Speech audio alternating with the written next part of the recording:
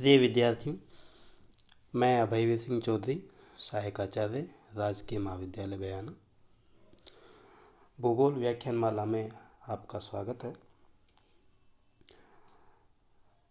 आज हम BA part first के प्रथम प्रश्न पत्र भौतिक भूगोल की महत्वपूर्ण यूनिट जलवायु विज्ञान का बहुत ही महत्वपूर्ण प्रश्न, तापमान के वितरण को प्रभावित करने वाले कारक के बारे में चर्चा कर रहे हैं। प्रश्न इस प्रकार से है कि तापमान के वितरण को प्रभावित करने वाले कारकों की व्याख्या कीजिए। इसे इस प्रकार से भी कहा जाता है कि तापमान को नियंत्रित करने वाले कारकों की व्याख्या कीजिए। यूनिवर्सिटी एग्जाम में का ये बहुत महत्वपूर्ण प्रश्न होता है, बड़ा प्रश्न होता है, तो इसके बारे में हम चर्चा कर रहे हैं। देखो, धरातलीय सतह और निचले वायुमंडल में तापमान के वितरण को नियंत्रित करने वाले निम्न कारक हैं। सबसे पहला है अक्षांश का प्रभाव। तो सामान्यतः अक्षांशीय वितरण की चर्चा करें तो अक्षांशीय वितरण के तापमान में देखा गया है कि भूमध्य रेखा से ध्रुवों की तरफ जाने पर तापमान घटता है, क्योंकि धरातल पर प्राप्त होने वायुमंडल का जो तापमान है, किसी स्थान विशेष के वायुमंडल का तापमान उस स्थान पर प्राप्त सूर्यातप की मात्रा पर निर्भर करता है। चूँकि धरातल पर प्राप्त होने वाली सूर्यातप की मात्रा भूमध्य रेखा से ध्रुवों की ओर घटती जाती है, क्योंकि सौर किरणें ध्रुवों की ओर अत्यधिक तिरछी होती चली जाती हैं। इसलिए वायु का तापमान भी भूमध्य रेखा से ध्रुवों की ओर कम होता जाता है।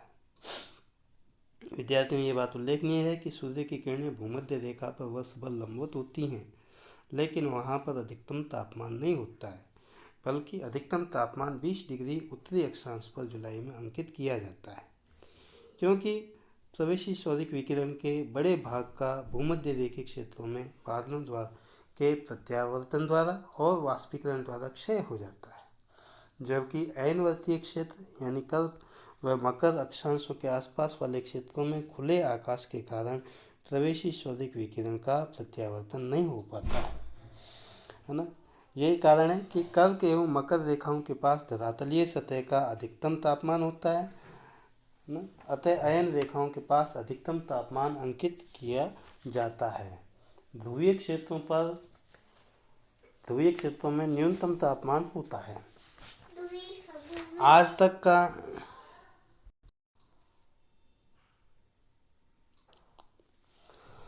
तक का सर्वाधिक तापमान 58 डिग्री सेंटीग्रेड लीबिया के अल अजीज में 1922 में सितंबर के महीने में अंकित किया गया था, तथा आज तक न्यूनतम अंकित तापमान -89 डिग्री सेंटीग्रेड है, जिसे अंटार्कटिका के ओस्टाक में 1983 में अंकित किया गया था। देखो, ध्रुवीय क्षेत्रों में अति न्यून तापमान होने का मुख्य कारण है सूर्यातप की प्राप्त न्यूनतम मात्रा, परंतु स्थायी हिमाच्छादित सतह के कारण अधिकतम प्रत्यावर्तन तथा धरातलीय सतह से विकिरण द्वारा ऊष्मा का अधिकतम क्षय होना भी एक अन्य कारण है। दूसरा कारक है तापमान के वितरण को प्रभावित करने वाला, वो है समुद्र तट से दूरी। विद्यार्थियों, सागर के समीपी भागों में तापमान लगभग एक समान रहता है, जबकि सागर से दूर स्थित स्थानों के ताप में अधिक असमानता पाई जाती है। हम पढ़ रहे हैं दूसरा जो कारक है समुद्र तट से दूरी। दूसरा कारक है सागर तल से ऊंचाई।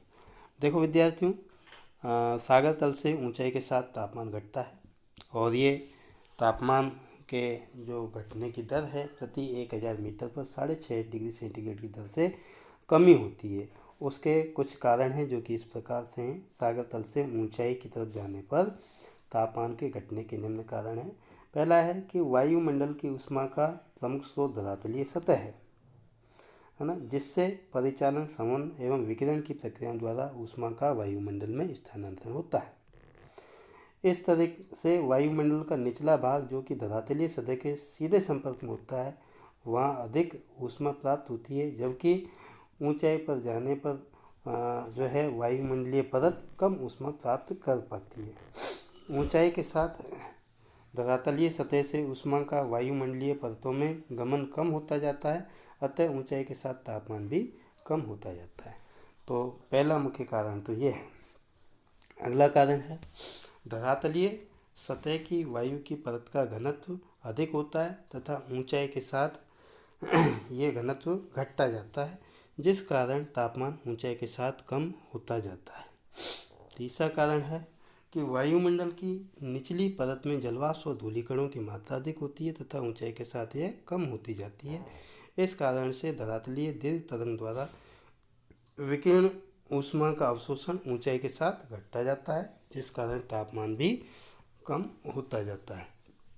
तो ये दूसरा कारण था, समुद्र तल से ऊंचाई के साथ साथ तापमान घटता जाता है। हम सामान्यतः देख सकते हैं कि पर्वतों पर जब हम ऊंचे बढ़ते जाते हैं, उनकी चोटियों की तरफ तापमान कम होता जाता है। तीसरा है समुद्र तट से दूरी या सागर से दूरी। तो विद्यार्थियों, सागर के समीपी भागों में तापमान लगभग एक समान रहता है, जबकि सागर से दूर स्थित भागों में तापमान में अधिक असमानता पाई जाती है। यही कारण है कि सागर तटीय क्षेत्रों में दैनिक तापांतर न्यूनतम होता है, परंतु सागर तट से स्थल की ओर बढ़ती दूरी के साथ दैनिक, मासिक तथा वार्षिक तापांतर बढ़ते जाते हैं, क्योंकि ग्रीष्म एवं शरद काल के मौसमों में तापीय विषमता बढ़ती जाती है। सागरीय जलवायु की प्रमुख विशेषता न्यूनतम दैनिक तापांतर का होना है, जबकि महाद्वीपीय जलवायु में उच्च दैनिक तापांतर पाया जाता है। अगला महत्वपूर्ण कारक है स्थल एवं जल का स्वभाव। देखो, स्थल एवं जल के विरोधी स्वभाव के कारण तापमान के वितरण में पर्याप्त अंतर पाया जाता है।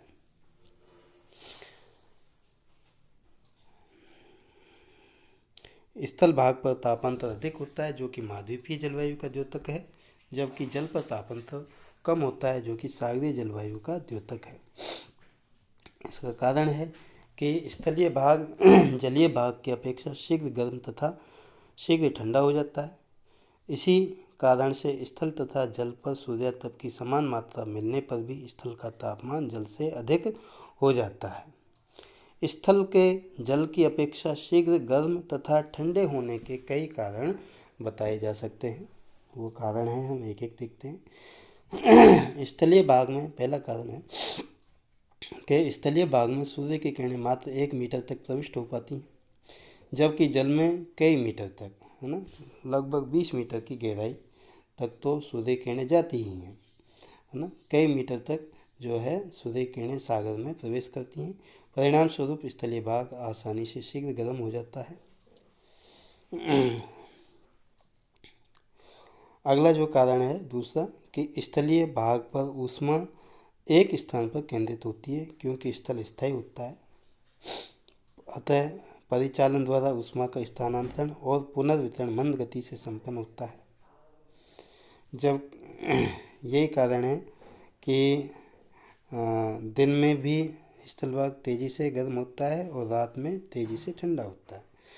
रात के समय ऊष्मा का स्थलीय भाग से उत्सर्जन भी शीघ्रता से होता है, अतः स्थलीय भाग शीघ्र गर्म एवं शीघ्र ठंडा हो जाता है। दूसरी तरफ सागरीय जल गतिशील होता है। सागरीय जल का जो है ऊपरी भाग सूर्यातप से दिन में गर्म होने के बाद हल्का गर्म होकर अन्यत्र स्थानांतरित हो जाता है तथा नीचे से ठंडी जलराशि ऊपर आ जाती है, जिसे सूर्य की किरणों को गर्म भी करना पड़ता है।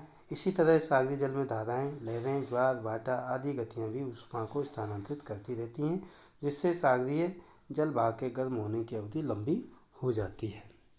तो ये दूसरा कारण था। तीसरा कारण है कि सागरीय भाग में वाष्पीकरण अधिक होने से सूर्यातप की अधिकांश मात्रा खर्च हो जाती है, अतः सागरीय भाग को आवश्यकता से कम ऊष्मा प्राप्त होती है, जबकि स्थलीय भाग पर अपेक्षाकृत कम वाष्पीकरण होता है।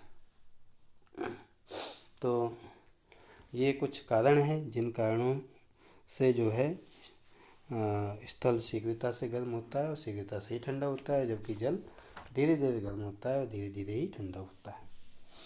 अगला नियंत्रित कारक है धरातल के गुण या धरातलीय विशेषताएं।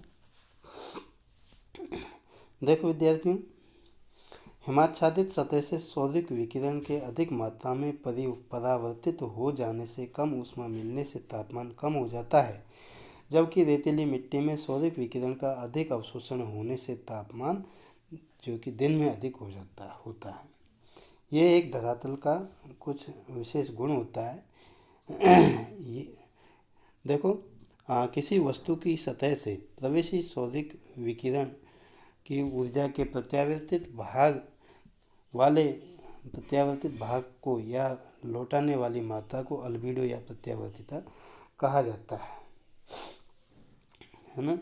यानी कि कितनी मात्रा परावर्तित हो रही है, वापस लौट रही है।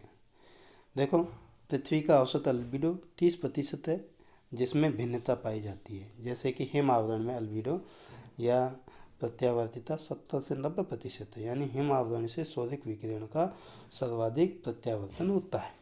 जब इसी प्रकार गहरे बादलों से 70 से 80%, घास वाले क्षेत्र में 14 से 37%, शुष्क भूमि पर जो है 15 से 25%, कोणधारी वनों से में यह 10%, जबकि जल में के द्वारा 3 से 5% ही प्रत्यावर्तन होता है। काली मिट्टी द्वारा 8 से 14% प्रत्यावर्तन होता है। अर्थात हिम व वनस्पतियों से आच्छादित धरातलीय भाग सूर्य से प्राप्त हुए अधिकांश ताप को परावर्तित कर देते हैं, अतः इन प्रदेशों में तापमान अधिक नहीं हो पाता। इसके विपरीत बालू तथा काली मिट्टी से ढके हुए प्रदेश अधिकांश सूर्यातप का अवशोषण कर लेते हैं, जिस कारण जो रेतीली भूमि होती है और काली मिट्टी वाली भूमि होती है, वहाँ पर तापमान अधिक रहता है। अगला महत्वपूर्ण कारण है समुद्री धाराएं या महासागरीय धाराएं। देखो, गर्म अक्षांशों से चलने वाली गर्म धाराएं शीतोष्ण और शीत कटिबंधों में के तटीय भागों में औसत से अधिक तापमान कर देती हैं, है ना। यानी गर्म धाराएं तापमान को बढ़ा देती हैं। जैसे कि गल्फ स्ट्रीम गर्म धारा यूरोप के उत्तर पश्चिमी भाग पर तथा क्यूरोशियो धारा जापान तथा उत्तरी अमेरिका के पश्चिमी तट पर तापमान को बढ़ा देती है। इसके विपरीत ठंडी धाराएं तापमान को कम कर देती हैं। जैसे लैब्राडोर की धारा, पीरो एवं कैलिफोर्निया की ठंडी धाराएं जो है प्रभावित क्षेत्रों में तापमान को अधिक नीचा कर देती हैं। गर्म तथा ठंडी धाराएं किसी स्थान पर मिलने पर कोहरा उत्पन्न करती हैं। अगला कारक है महत्वपूर्ण कारक प्रचलित पवन। देखो, जिन स्थानों पर गर्म पवनें आती हैं वहाँ का तापमान अधिक हो जाता है तथा जहाँ पर ठंडी पवनें आती हैं वहाँ पर तापमान जो है कम हो जाता है ना। इस प्रकार प्रचलित पवन अपने क्षेत्र से चलकर प्रभावित क्षेत्रों में पर्याप्त परिवर्तन लाती हैं। सागरीय भागों से स्थलीय भागों की ओर चलने वाली हवाएं वहाँ पर सागरीय प्रभाव लाती हैं, जिससे कि तापमान कम हो जाता है। इसी प्रकार पर्वतों के ऊपरी भाग से आने वाली हवाएं घाटियों में तापमान नीचा कर देती हैं। शीतोष्ण चक्रवातों के आगमन के समय तापमान ऊंचा हो जाता है तथा चले जाने पर अचानक कम हो जाता है ना। कभी कभी स्थानीय हवाएं स्थानीय तापमान में नाटकीय परिवर्तन कर देती हैं। उदाहरण के लिए संयुक्त राज्य अमेरिका में रॉकी पर्वत के पूर्वी ढलानों पर गर्म चिनूक हवा के आगमन के कारण तापमान में अचानक से 30 से 40 डिग्री तक वृद्धि हो जाती है। इसी प्रकार भारत के उत्तरी मैदानी क्षेत्रों में गर्मियों में अति गर्म लू हवा के आने पर तापमान 40 से 48 डिग्री सेंटीग्रेड हो जाता है। तो ये प्रचलित पवनें जो है स्थान विशेष के तापमान को प्रभावित करती हैं। अब है अगला जो कारक है भूमि का ढाल। देखो विद्यार्थियों, सूर्याभिमुख ढालों पर तापमान अधिक तथा सूर्याभिमुखी ढालों पर तापमान कम होता है। हिमालय तथा आल्प्स पर्वतों के दक्षिणी ढालों पर तापमान अधिक पाया जाता है, जबकि उत्तरी ढलानों पर तापमान कम पाया जाता है। अगला कारक है मेघ तथा वर्षा। मेघ यानी बादल। देखो, अधिक मेघाच्छादित तथा अधिक वर्षा वाले क्षेत्रों में तापमान अधिक नहीं हो पाता है, क्योंकि मेघ सूर्य की किरणों का परावर्तन कर देते हैं। जैसे भूमध्य रेखा पर सूर्य की किरणों के लंबवत पड़ने के बावजूद भी वहाँ पर उतना अधिक तापमान नहीं हो पाता जितना कि मेघ रहित उष्ण मरुस्थलीय भागों में हो जाता है। तो विद्यार्थियों, हमने आज के इस व्याख्यान में तापमान के वितरण को प्रभावित करने वाले कारकों की व्याख्या की है। तापमान के वितरण को प्रभावित करने वाले प्रमुख कारक हैं अक्षांश का प्रभाव, सागर तल से ऊंचाई, समुद्र तट से दूरी, स्थल और जल का विरोधी स्वभाव, धरातल के गुण या धरातल की विशेषताएं, समुद्री धाराएं, प्रचलित पवनें, भूमि का ढाल, मेघ तथा वर्षा आदि। धन्यवाद विद्यार्थियों।